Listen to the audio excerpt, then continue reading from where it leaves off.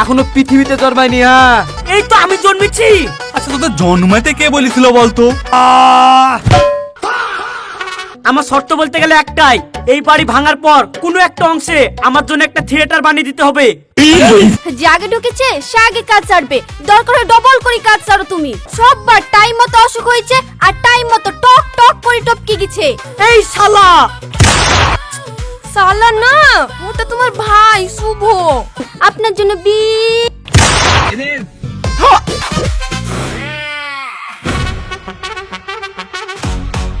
এই আমি আগে এসেছি, তুই আগে ঢুকলি তার মানে? জোর যার মুলুক তার। গেট আমি আগে খুলেছি, তাই কাজ সারবো, তারপর গানা বাড়াবো। দেখো তো, সকাল সকাল বাড়ির মান সম্মান কিছু রাখছে। আমি বড় ছেলে, কথাও মনে করছে। এই বেড়া! না গো, খবরদার না, কাজ না সেরি আলতু ফালতু লোকের কথা শুনি একদম বেরাবে না। বললেই হলো বেরাবে না।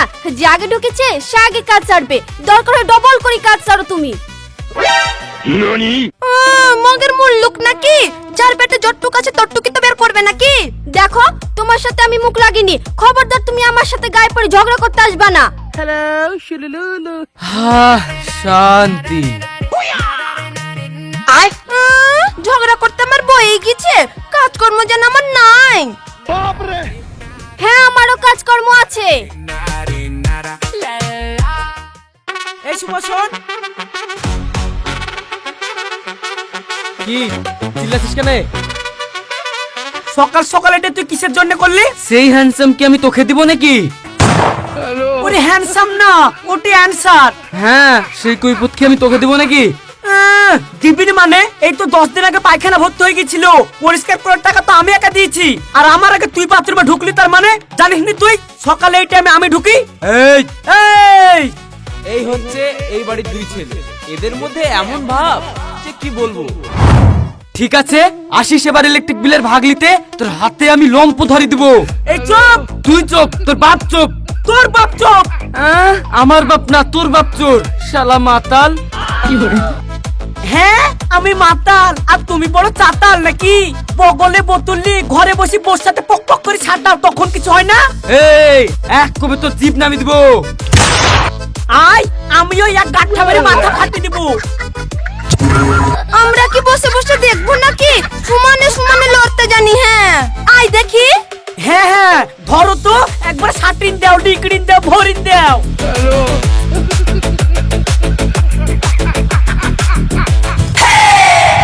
স্টপ! মোহনবাগান অ্যাথলেটিক্স জিন্দাবাদ, দেশের জাতীয় ক্লাব। সরে যাও। আর ইনি হচ্ছেন এই বাড়ির মালিক, আর ইনার একমাত্র সমস্যা উপরেই বয়স বাড়ছে কিন্তু ভিতরে কচি থাকছে, অসুখ হচ্ছে না, মরছেও না। ছেলে বউয়ের কিন্তু এই নিয়েই টেনশন।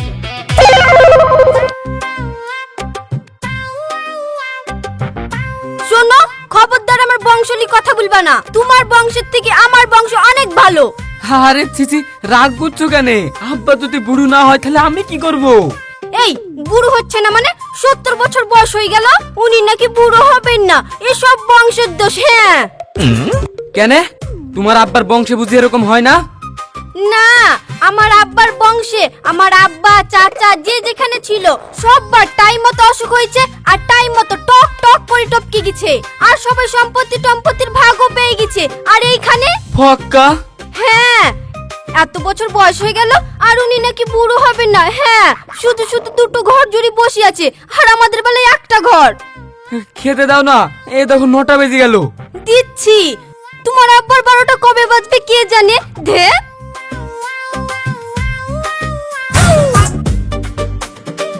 এই দেখো লেও, আমার শেষ সম্বল তোমার হাতে তুলে দিলাম, এগুলা নিয়ে গিয়ে বেচো। বেচবো কেন? কেন মানে? এগুলা বেচে আমাকে একটা বাড়ি কিনে দাও। তোমার আব্বার এত বড় সাহস আমাকে অপমান করে? কেন কেন কেন কেন? তুমি অকর্মা তাই। তুমি দেখবা, তোমার বাপ মরলে তোমার ওই ভাই শুভ সব সম্পত্তি নিয়ে তোমাকে কেমন রাস্তায় ছুরি ফেলি দেয়। তখন রাস্তায় বসে বসে মদ গিলো। কি বলছো কি? ছুরি ফেল দিবে? হ্যাঁ, আর আমি সেটা দেখে শান্তিতে চোখ বুঝবো। না এ সহ্য করা যাবে না, আমি এখনই যাব। এই শালা! সালা না, ওটা তোমার ভাই শুভ। এই শুভ! শোনো, একটা দানও কিন্তু তুমি মিস দিবা না, সব একবারে খাপে খাপ বলে দিবা। তোমার পিছনে কিন্তু আমি আছি, চলো।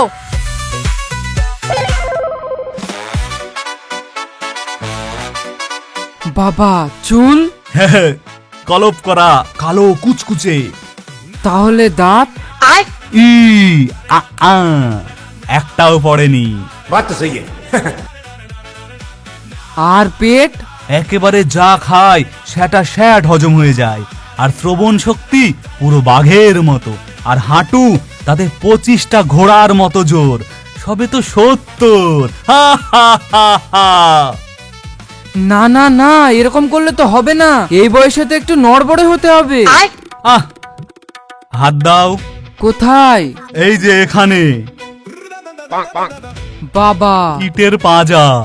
রোগ বালাই আমার নাই, সবে তো 70।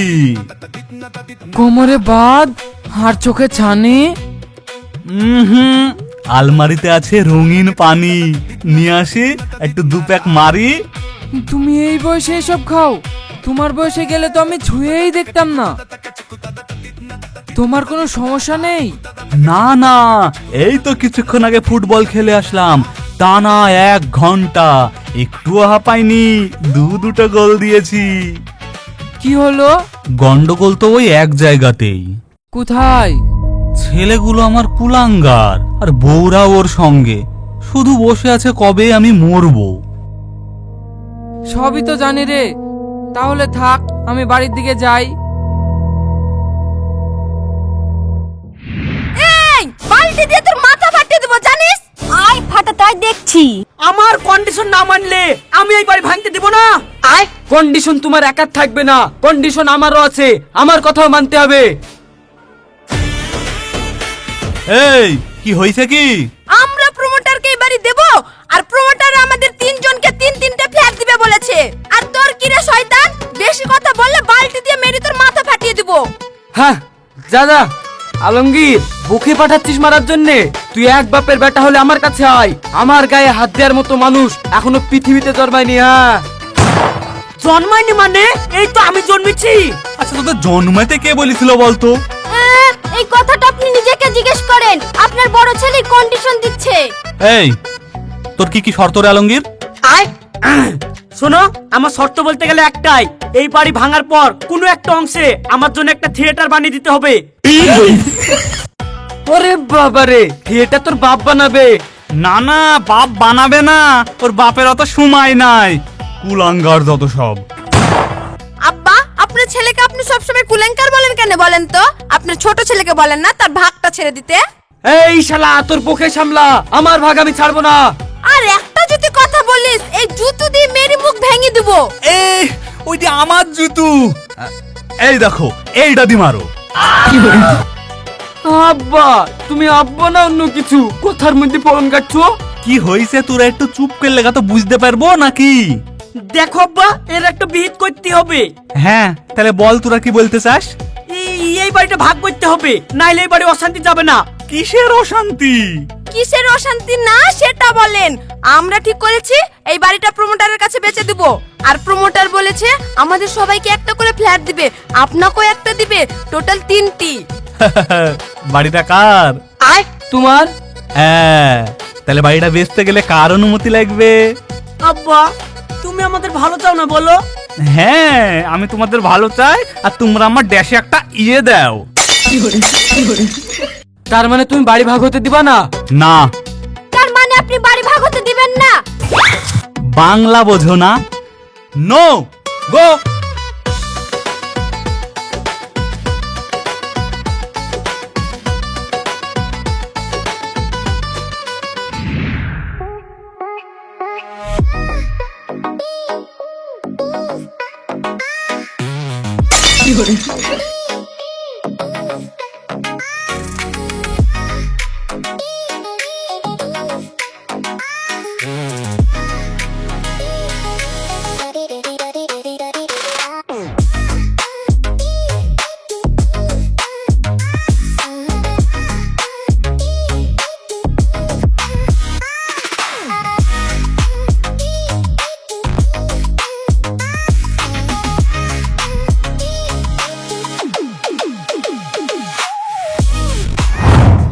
আসলে আমার ছেলেরা ভাবে এই বাড়িটা ওদের আর আমরা সবাই আশ্রিত।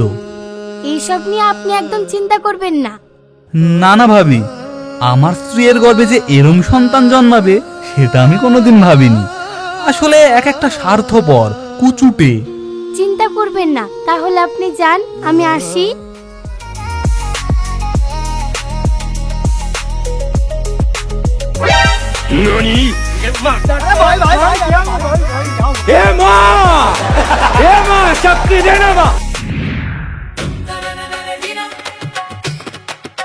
হ্যাঁ, অনেকদিন থেকে লটঘট চলছে, আমি আসলে কিছু বলিনি। আজ একবার হাতে না হাতে ধরেছি। ছি ছি ছি ছি ছি ছি, শেষ বয়সে 72-এর বুড়ো বন্ধুর বয়সের সাথে লটার পটর ছ্যা ছ্যা ছ্যা ছ্যা ছ্যা ছ্যা। ভাবি তুমি শুধু বুড়োটাকে দেখছো, বুড়োটার ফোন দিয়ে দেখছো না। কি ফোন দি? আসলে বুড়ো ওর সাথে ফষ্টি নষ্টি করতে করতে বুড়ো যদি সম্পত্তির ভাগ দিয়ে দেয়। সম্পত্তির ভাগ দিবে মানে বাপের সম্পত্তি নাকি? ও হ্যাঁ, বাপেরই তো সম্পত্তি, যাকে ইচ্ছে তাকে দেবে, কিন্তু আমরা এটি মেনে নেব না। কি গো, ঠিক বলছি তো? বাড়ি হাতছাড়া করছেন আবার সম্পত্তি? শোনো, আমি আর এই বাড়িতে গুমড়ে গুমড়ে বাঁচতে পারবো না। ওই তো একখানা ঘর। মনে হচ্ছে বাপের বাড়ি রাজপ্রাসাদ, থাকতো হয়তো একটা ঘরে সবাই মিলে। গ্রসারি। হ্যাঁ, গোসারি না মশারি। এই চুপ করো, আমি একটা অন্য কথা ভাবছি। এই করতে করতে আব্বা যদি ওকে বিয়ে করে ফেলে। বলো কি? হ্যাঁ ভাবি, হতেও পারে, না হওয়ার কিছু নাই।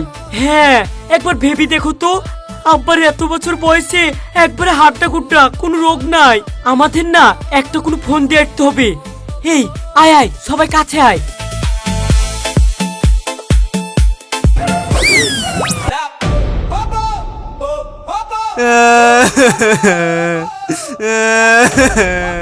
এ কি রে, এ তো প্রমোশনাল হয়ে গেল।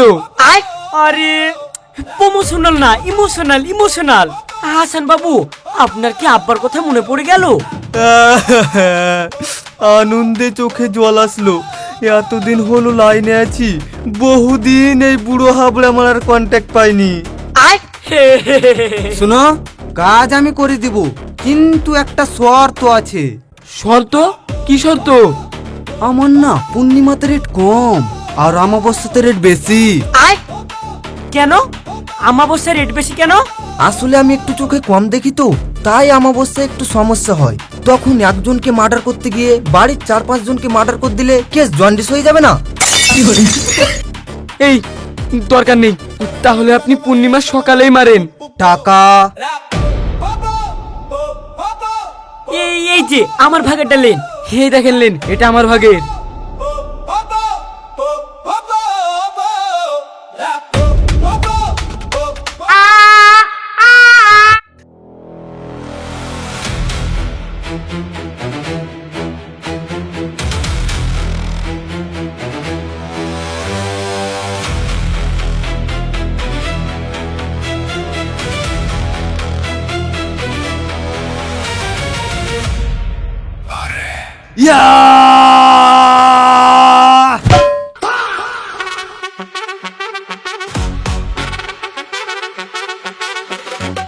না, লাগবে না।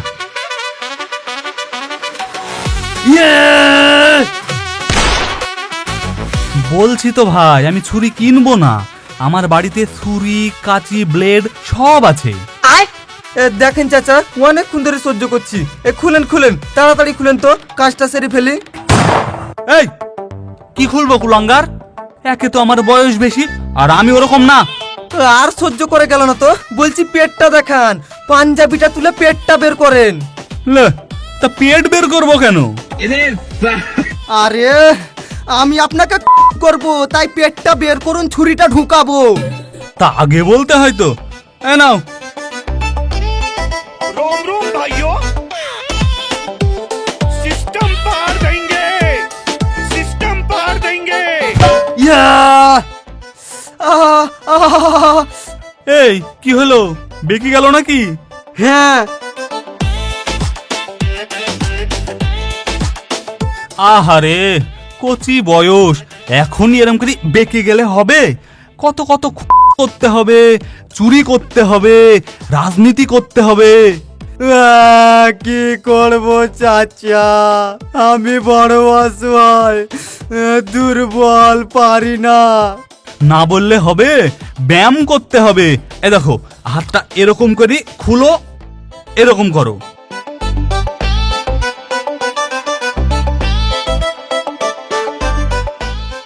দেখলা কেমন সোজা হয়ে গেলা? চাচা আশীর্বাদ করেন, আমি জানে 200 বছর বাঁচি। তুমি 201 বছর বাঁচবা বাছাধন। চলো একসঙ্গে একটু হাঁটি, শরীর ভালো থাকবে। চলেন।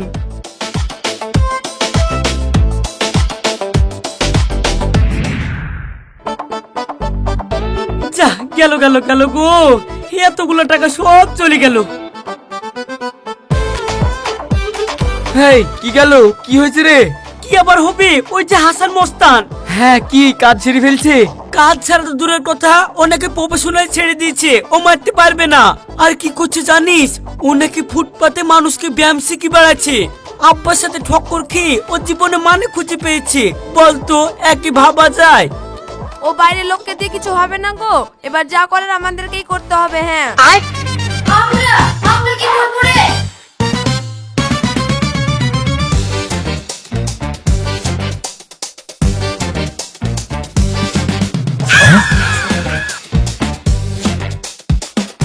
বিষ এনেছি, বিষ। একটু পরে তো আবার উনি শরবত খাবে, তার মধ্যেই মিশিয়ে দিব। কি अच्छा ठीक है। এই, ও কিন্তু ঠিক বলেছে। হ্যাঁ, তাহলে যাও, কাজটা সেরে ফেলো। তাহলে আমি শরবতটা বানাই গিয়ে, তুমি ওটা নিয়ে আসো।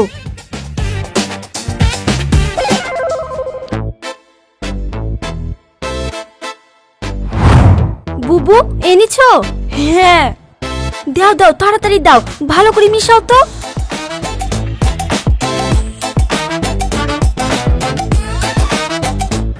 তাহলে কাজ হয়ে গেছে? হ্যাঁ হ্যাঁ হয়ে গেছে। তা মাপ ঠিকঠাক হয়েছে তো? দেখো, চেখি দেখো। এই একে খিন নাকি যে টেস্ট করে দেখবি? টেস্ট করলে টেস্টে যাবে পুরা। তাহলে ভাবি আমাকে দিল কেনে? আরে ভুল হয়ে গেছে, কিছু মনে করো না।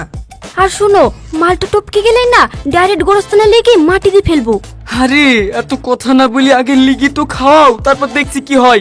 যাও যাও যাও।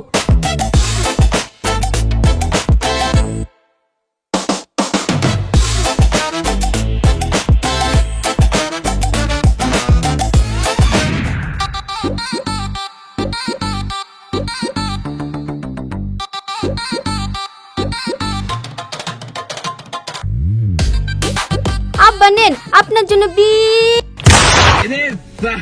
হে মানে মিষ্টু ভান্ডার থেকে মিষ্টি শরবত নিয়ে এসেছি। হে হে, খান। কেন বৌমা, কোনো সুখবর আছে নাকি? আপনি তো সবই জানেন আব্বা, সুখবর বলতে গেলে আমাদের তো আর ছেলে পিলে হবে না, আর ওরা তো বলেছে নিবেই না। তাহলে সুখবরটা কিসের? সেটা আপনি ওপরে গিয়ে জানতে পারবেন। ওপরে মানে? ও, ছাদে। ছাদে, এই ছাদে গেলেই জানতে পারবেন। তাহলে বৌমা, শরবতে কি দিয়েছো? ওই যে আব্বা তাহলে লেন। দাও।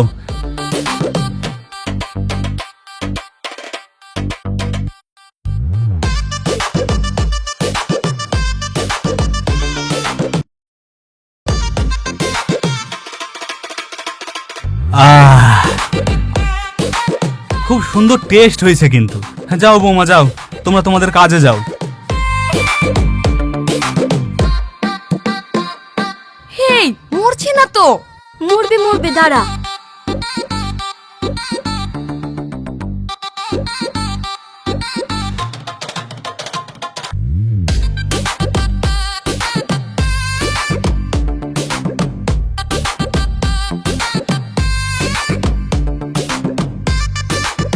আব্বা আব্বা আব্বা আব্বা আব্বা আব্বা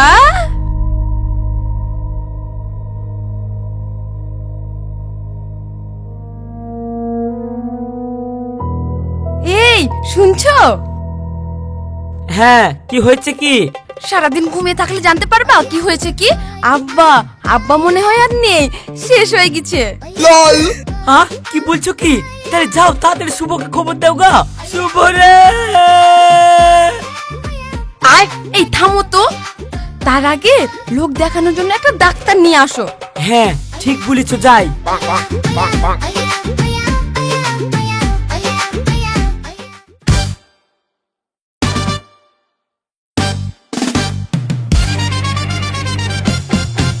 আব্বা তোমার তো একটু কষ্ট হচ্ছে বলো? না, একটুও না। তোমার বুক ধরপড় করছে না? মনে হচ্ছে না মরে যাবো মরে যাবো? না রে, আরো মনে হচ্ছে আমি চাঙ্গা হয়ে গেছি। আব্বা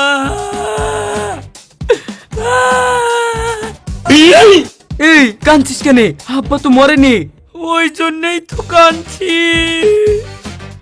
দেখেন, অত কথা বলবেন না।